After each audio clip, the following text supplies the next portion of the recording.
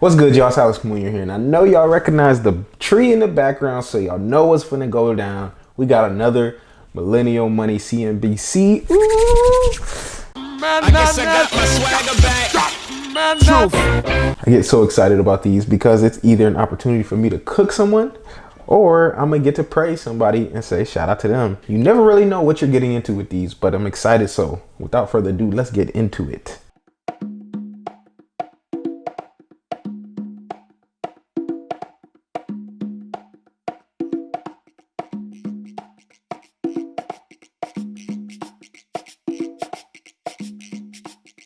My name is Todd Baldwin. I'm 27 years old. I live in Seattle, Washington, and I make $615,000 per year.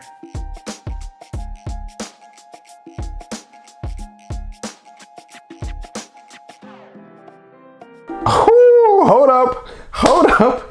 He got the Ford Focus. I'm liking how this one's going. It's got frugal written all over. You making 600 racks a year and you still whipping a Ford Focus with the cloth seats? Ooh, it ain't even a new one too. That's an old Ford Focus. I'm excited. This is looking very promising.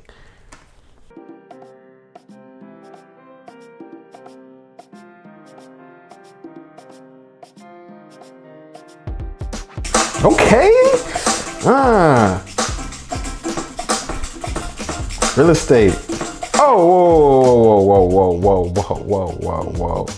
6 properties netting $12,500 per month? Bro, what the hell? 6 properties? Bro, you making over $2,000 in cash flow per property. He talking net. You're not talking gross. We talking cash flow per property. You lucky if a property is cash flowing $200 a month. He making 2 racks a month? Yeah, I'm definitely excited for this.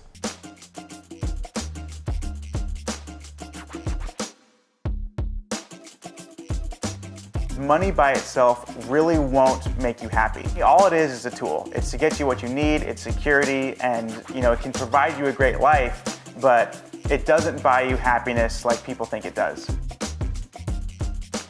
Money doesn't buy happiness, but money buys things that will buy happiness, right?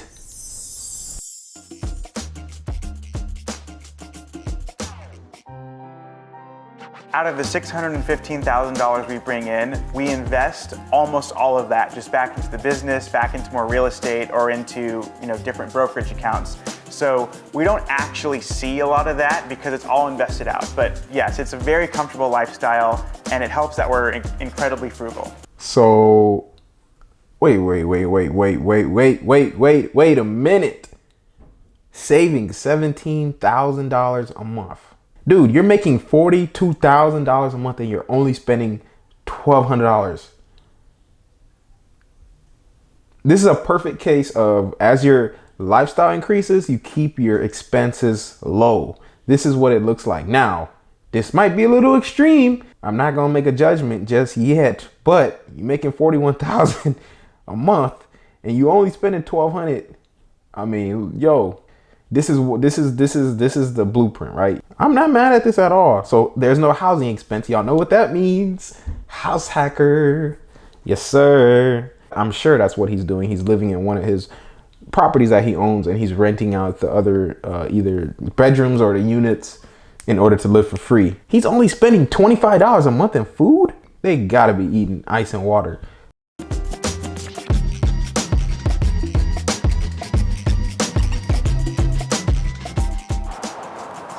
All for free.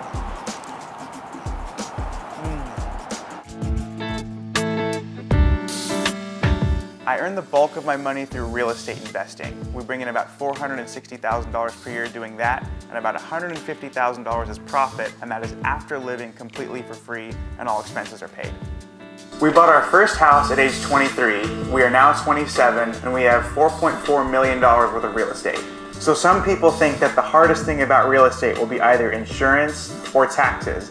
Luckily, I work in insurance and my wife is a CPA working in tax. Hey, we call that leverage around here. Leverage your 9 to 5 for your business, right? That's what you got to do. That's the blueprint, man. So my wife and I live completely for free by house hacking and having roommates. So we live in a brand new duplex, and we have the other half of that duplex on Airbnb, and we live in the main half. We also converted one of the garages into a studio apartment. We have that on Airbnb as well. And in our main unit, the half that we live in, we have roommates. So we rent out one bedroom for $1,200 and another bedroom for $850. After living in our duplex completely for free by renting out the other half, the downstairs garage, and the bedrooms on our side, we live completely for free, plus we make $1,850 in profit. Look, man, there you have it. That is what you need to be doing. House hacking. This dude is living for free and making almost $2,000 a month from his house. That's what we call extreme house hacking. I absolutely love it. He's utilizing every single bedroom and space. He even converted the garage to a studio apartment. Hey, shout out to the garage conversion house hackers. Y'all know what I'm saying. Y'all already know I'm in the garage apartment.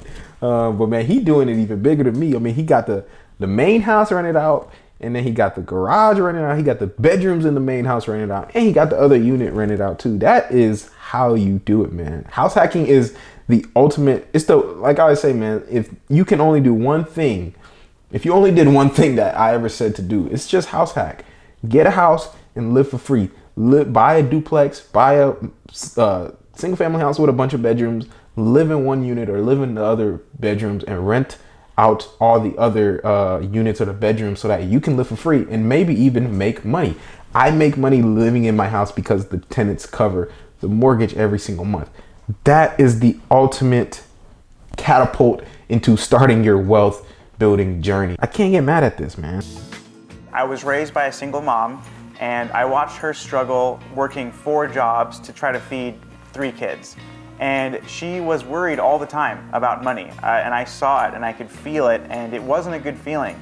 And from a very early age, about 12 years old, I told myself that that's not something that I wanted in my later years, it's not something that I wanted for my family, and I had to make a change and do something different. I got my first job literally shoveling manure for $3 an hour, and I came home one day and I think I counted up $6 worth of quarters, and at the time it was more money than I personally had ever seen.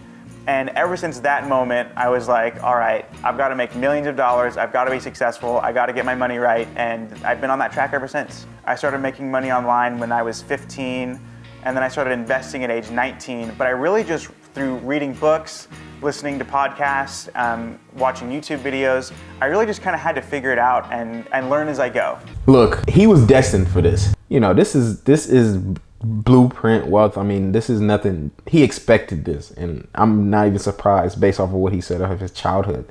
You know, you throw a little bit of struggle in there, a little bit of autodidaction, meaning you're a good self-learner, you got a formula for success.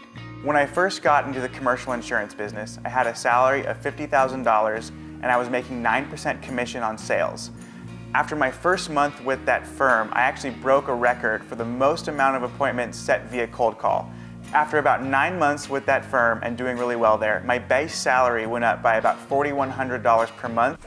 Whew, 38 racks from rental income, 12,500 just from his 9-to-5 salary. The good thing about what he's doing too is starting in sales is good for a lot of people, because sales, you have no ceiling in sales. As hard as you're willing to work, you can make as much money as you really want to. So shout out to him for that. That's dope. Secret shopping income, $415. Okay, I want to see what that's about, because why are you even considering that $400 when you're making 50 racks a month? And my commissions went from 9% to 40%. When I was 12 years old, I had the goal that I wanted to become a millionaire by the age of 30. And after working like crazy and investing and acquiring properties, our net worth crossed $1.2 million when we were 25 years old. Wow. Some of the things I refuse to spend money on will probably be eating out and movie theaters, but only because I know how to get paid for that. I'm so frugal that I can't fathom spending money on that stuff. So in my mind, it makes sense to get it for free and get paid to do it.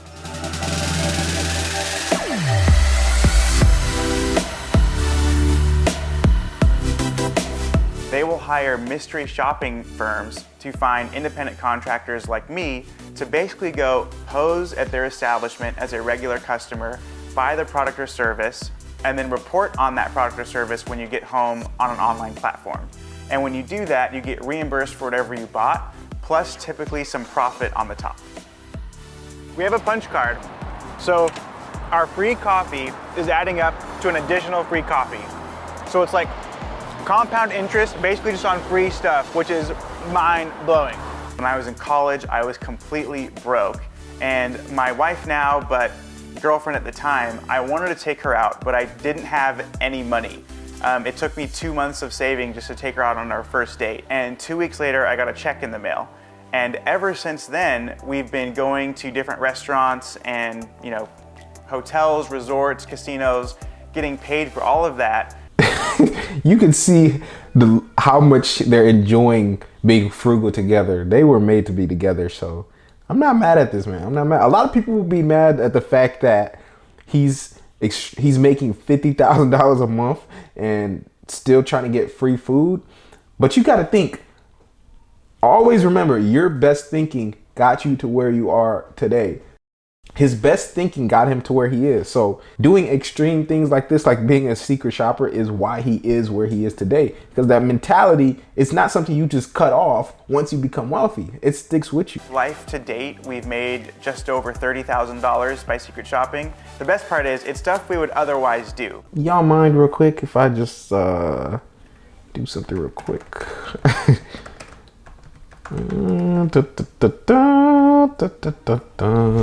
Yo, if y'all see me at a bunch of restaurants in the next few days, mind your business. I grew up in Washington State. I met my wife in college. Although our net worth is 7 figures, we don't do a lot of the typical things that most people envision millionaires doing. I knew they had the focus. I knew they had the Ford Focus. We share one car, which is a 2009 Ford Focus. It's an 09 too.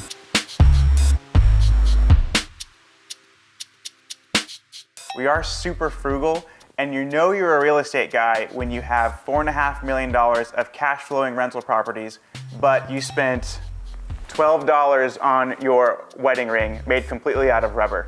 Okay, $12 wedding ring, that's maybe a little bit more on the cheapo side. But I guess, if your girl is, if she's in a similar mindset, she probably would have been upset if he got her a more expensive ring, so. Personally, I would be okay flying first class and doing stuff like that. My wife won't let us, or she doesn't let us fly first class, even though we could very easily. So we're very frugal. We're not cheap, but we would just rather spend money on things that also make us money. We don't really like spending money on expenses. Assets over liabilities. Only spend money on things that will make you money. Don't you go buy the stupid things, let the assets go buy the stupid things. That's the formula. We could probably actually retire now if we wanted to, but our goals are so much loftier than that. I want my 6,000 apartments by the age of 60. So I don't know if I'm ever the type of person to truly retire in the traditional sense. If anything, I want to spend a little bit more money on my wife to surprise her or do something special for her. But she is so frugal that it usually doesn't go over well. So I ended up taking it back or end up doing something else entirely. I knew it. I knew it. So this is gonna freak a lot of you out, and Dave Ramsey, if you're watching, don't have a heart attack. I have 13 credit cards, and I actually collect credit cards. Now, I don't carry balances on any of them. I use a strategy called credit card churning, which is basically opening up a new credit card, taking advantage of that new account bonus, paying it off completely, and then rinse and repeat with the next card. When we were converting our garage apartment into the Airbnb, I knew that there was gonna be some expenses with that. So I opened up a new credit card where if you spend $1,000 in the first 3 months, you get $200 cash back.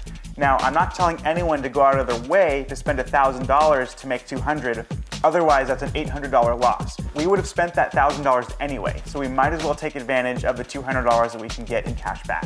First of all, who cares what Dave Ramsey thinks? You're a millionaire by age 27 with properties making you $50,000 a month. Who the hell cares what Dave Ramsey thinks? Secondly, Don't do that if you don't know yourself, though. If you're not responsible with credit cards, obviously don't do that. Because like you said, you're going to be spending $1,000 to make $200, which is obviously very stupid. So only do that if you are responsible. You know, in the next couple of years, my wife and I do want to start a family of our own. And being in that position of just knowing that, you know, we can pay for their college wherever they go, and we can go on the family vacations. And the biggest thing is being able to be there and be a present father, I think is huge. It's a huge blessing that we've been able to accomplish everything that we have so far.